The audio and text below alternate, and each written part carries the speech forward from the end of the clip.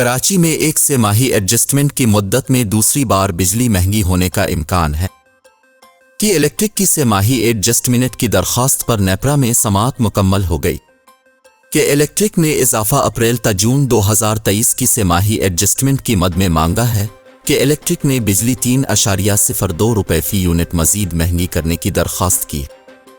हुकूमती दरख्वास्त पर उसी सेमाही में नेपरा कराची के लिए बिजली 3.28 फी यूनिट महंगी कर चुकी है।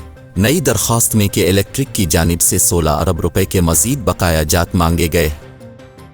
कराची चैम्बर के नुमाइंदे तनवीर बारी ने मजीद बिजली महंगी करने की मुखालफत की और कहा कि इंडस्ट्री के लिए तो पहले ही बिजली 55 रुपए फी यूनिट तक पहुंच चुकी है। कराची के शहरी पहले ही मुख्तलिफ एडजस्टमेंट की मद में 10 रुपए फी यूनिट तक अदा कर रहे हैं।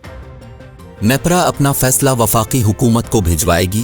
वफाकी हुकूमत की मंजूरी के बाद के इलेक्ट्रिक सारिफीन पर इजाफे का इतलाक हो सकेगा।